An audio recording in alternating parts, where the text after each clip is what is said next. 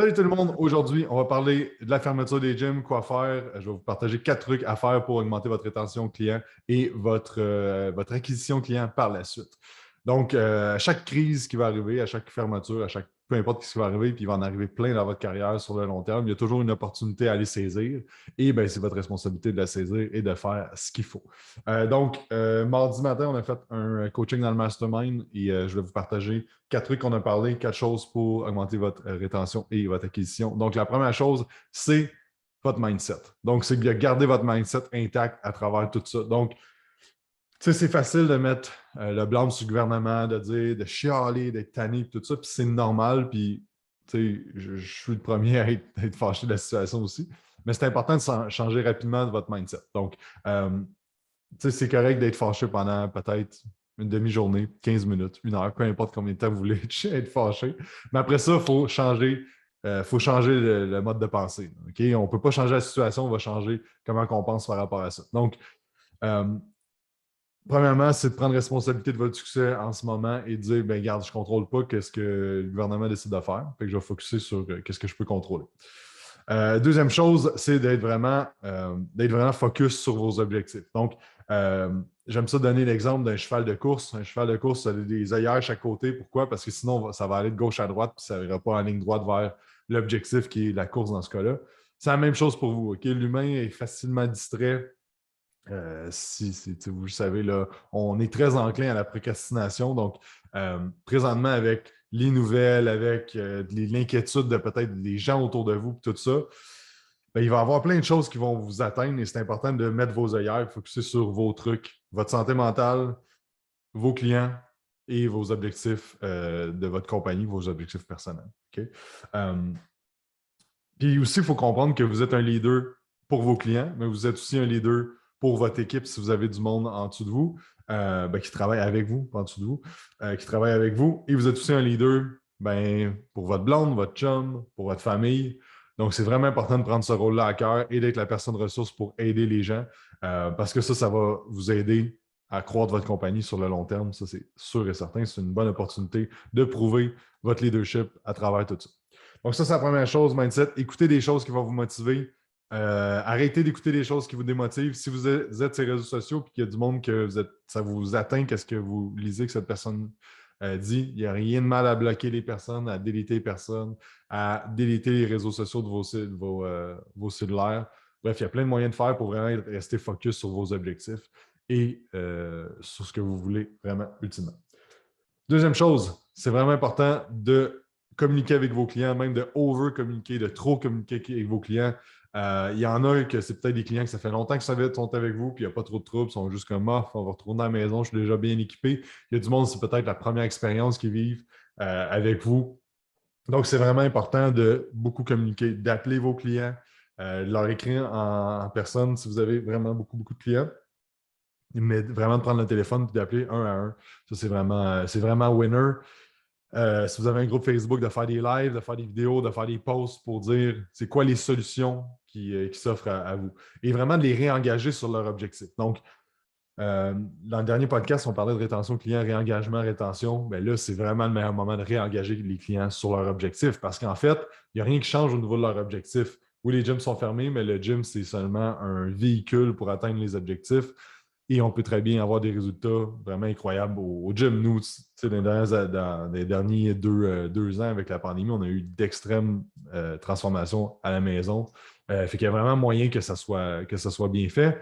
Bref, mais c'est votre rôle de vraiment y croire et de véhiculer que c'est juste comme on fait juste changer la maison, mais on continue les mêmes choses. Donc, parce que si, exemple, mettons 80% de vos clients mettent sur pause, ça va faire un méchant trou dans votre cash flow et vous n'aidez pas les gens puis vous ne vous aidez pas. Parce que les gens, OK, ils vont vouloir mettre sur pause, puis après 2 semaines, ils vont faire comme ouais.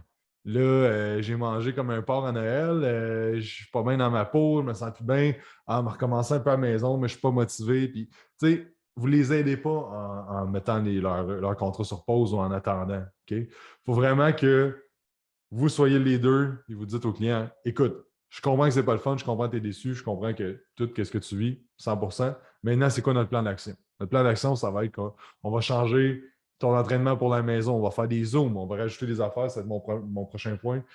Mais soyez la solution pour les gens, OK? Parce qu'ils en ont besoin. OK? Vous devez être la personne ressource qui ont besoin de vous. Troisième point, peut-être de donner des bonus, des incitatifs aux gens à rester avec vous. Dans le mastermind, on a Max de Summit Training qui, j'imagine que ça ne dérange pas que je le nomme, qui a une bonne idée. Dans le fond, tous les clients, il leur a acheté une paire d'élastiques. Puis dans le fond, il envoie les élastiques par la poste à tous ces clients-là. Fait que ça, c'est un bon incitatif à remercier les clients pour rester. Et, et c'est ça. C'est une chose qu'on avait faite l'année passée, c'est qu'on avait donné une séance d'entraînement privé à tous les mois que le gym était fermé. Donc, par la suite, quand ça a réouvert, il y a plein de monde qui ont eu des séances d'entraînement gratuites. Puis ils étaient bien contents de ça. Fait que ça les incitait à rester avec nous malgré toute la situation. Parce que, on va être franc, on est fermé là, ça se peut qu'on reste fermé jusqu'au mois de juin. Tu sais, le pire qui peut arriver, ça va ressembler à quelque chose à ça, comme l'année passée. Donc, si on s'attend au pire, puis on fait ce qu'il faut pour pas juste survivre, mais bien croître à travers ces mois-là, on va sortir gagnant de cette situation. Okay? Fait que, des bonus, des incitatifs, ça peut être une bonne idée, des cadeaux que vous envoyez à vos clients. C'est ça. Puis aussi, c'est déjà là, vous devriez avoir tout changé les plans d'entraînement pour la maison avec vos clients, ou du moins avoir donné un template de training pour tout le monde. OK, bien, faites ça en attendant que je prépare vos plans. Mais il faut passer à l'action. J'aime ça voir le leadership comme un système de points. Ça veut dire qu'il y a des moments où est-ce que tu vas faire des choses que tu vas augmenter tes points de leadership face à un groupe de personnes. Ça peut être tes clients, ça peut être ton équipe, ça peut être les deux. Puis il y a des moments où est-ce que tu vas perdre des points de leadership. Si présentement avec tes clients, on réagit tous différemment à des stress, là. Mais il y a peut-être du monde des fois qui ont figé, qui n'ont juste pas répondu à personne, qui n'ont juste pas écrit. Mais là, tu perds beaucoup de points de leadership envers tes clients. Si au moment où est-ce que ça a été annoncé, tu as pris des actions, tu as fait des choses pour tes clients, tout ça, ben là, tu montes tu augmentes tes points de leadership face à eux. Donc, ils vont encore plus t'écouter, ils vont encore plus être engagés avec ta compagnie. Donc, c'est vraiment des bonnes choses de présentement face à l'action, de faire des choses. Puis même si vous n'êtes pas sûr, même si vous avez peur, même si, tu sais, c'est pas grave. On le fait. Puis tu sais, par rapport à la peur, j'écoutais un interview avec Grant Cardone, puis il disait, tu sais, la peur va toujours rester. Puis tu vas toujours avoir peur de faire les moves. Il faut juste que tu le fasses quand même. Puis que tu passes à travers, puis que ça va bien aller. Euh, mais tu sais, ça va bien aller à passer au travers, même si tu as peur, même s'il y a des choses que tu sens que ça sort de ta zone de confort, ben let's go, puis ça va être productif pour la suite. Quatrième point, on a fait attention à notre mindset. On reste avec un mindset positif, un mindset de croissance. On a réengagé nos clients. On leur a donné peut-être des incitatifs pour qu'ils restent avec vous, pour qu'ils se réengagent dans le processus. Quatrième chose, ben là, ça va être OK, on peut aller faire de l'acquisition client maintenant. Donc, de créer du contenu. Qu'est-ce qu'ils vivent présentement vos prospects, les clients potentiels? Comment ils se sentent? Qu'est-ce qu'ils ont besoin d'aide? Il y a nous autres, on a plein de questions. Qu'est-ce que je fais avec ma bouffe, avec le temps des fêtes, puis avec l'entraînement à maison, étant donné que j'ai juste des élastiques, pardon. Donc, ça peut être un sujet de podcast, ça peut être un sujet de post, de vidéo, whatever. C'est quoi les meilleurs exercices que je peux faire à la maison? Il y a plein, plein, plein de choses. Qu'est-ce que je m'achète comme équipement?